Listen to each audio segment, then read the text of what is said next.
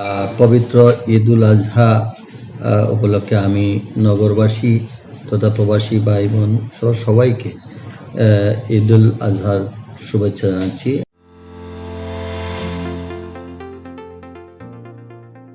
একটি চ্যানেল সিলেট প্রযোজনা। আমাদের এই পবিত্র ঈদ-উল আজহা এমন একটি সময় হচ্ছে যখন আমরা কোভিড-19 সমগ্র বিশ্বের সঙ্গে সিলেট বাংলাদেশও আক্রান্ত। সেই আমাদের এই সবাই জনগণের সকলের প্রতি আমার অনুরোধ থাকবে যে এই কোভিড-19 জন্য আমরা যেন কুরবানির পশু জবাই করা সময় এবং পরবর্তীতে মাংস বিতরণের সময় আমরা যেন সরকারের স্বাস্থ্যবিধি মেনে আমরা চলি এবং আমরা যেন কোনো অবস্থাতেই মাস পিপুলের একসঙ্গে জড়ো না করে আমরা মাংসগুলো বিতরণ করি এবং প্রত্যেকে যেন মাস্ক ব্যবহার করেন কুরবানি দেওয়ার আগে এবং পরে। এই আমি আশা করব আপনারা যারা কুরবানি পশু জবাই করবেন তারা যত্রতত্র ময়লা আবর্জনা না ফেলে আপনার নির্দিষ্ট স্থানে রাখবেন। অবশ্যই আমাদের পরিশ্রম আমাদের কর্মী বাহিনী গিয়ে রাত্রে 8টার মধ্যেই ইনশাআল্লাহ সব পরিষ্কার পরিচ্ছন্নতা করে নিয়ে আসবে।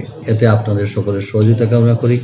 আর এই কোভিড-19 যারা ইতিমধ্যে আমাদের ছেড়ে বিদায় নিয়েছেন তাদের আত্মার মাগফিরাত কামনা করি এবং একই সাথে যারা অসুস্থ হাসপাতালে বাড়িতে যারা আছেন তারা যেন অতি তাড়াতাড়ি আরোগ্য লাভ করতে পারেন তার জন্য মহান রব্বুল আলামিনের দরবারে আরোগ্য করছি। আমি আপনাদের সকলের সুস্বাস্থ্য কামনা করি। এই কোভিড-19 সময়ে বলেন দশরা এবারে তো আমরা আশা করব যতটুকু সম্ভব যেন একটি জায়গায় একত্রিত করে সবাই কুরবানি দেন। এটা আমরা সরকারের সেই প্রোগ্রামগুলো আমরা ইতিমধ্যে জানিয়ে দিয়েছি। আশা করতেছি জনগণ সেইভাবে সহযোগিতা করবেন।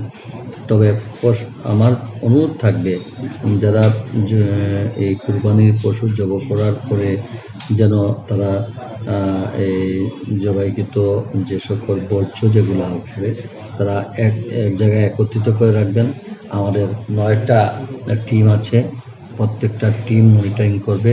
দুপুর 12টার পর থেকেই শুরু হয়ে যাবে। আমরা যেখানে যে ধরনের বর্জ্য থাকবে আমরা রাত্রে 10টার মধ্যে সেটা পরিষ্কার করে নেব ইনশাআল্লাহ। পর্যাপ্ত পরিমাণ থাকবে আমাদের সেখানে কি আমাদের যা আছে সব লজিস্টিক আমাদের সকল প্রকৌশলীদেরকে আমাদের কনজারভেন্সি শাখার সব কর্মকর্তা কর্মচারী সুপারভাইজার থেকে শুরু করে আমাদের প্রকৌশল বিভাগের যানবাহনের ড্রাইভার, এরপরে আমাদের ব্যাকটেরিয়া ফ্রির জন্য স্প্রে সব থাকবে। আমরা রাত্রি 10টা থেকে 11টার মধ্যে ইনশাআল্লাহ কমপ্লিট করে দেব। ধন্যবাদ।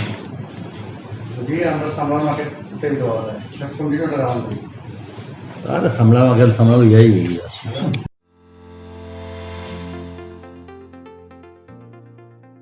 একটি চ্যানেল সিলেট প্রযোজনা।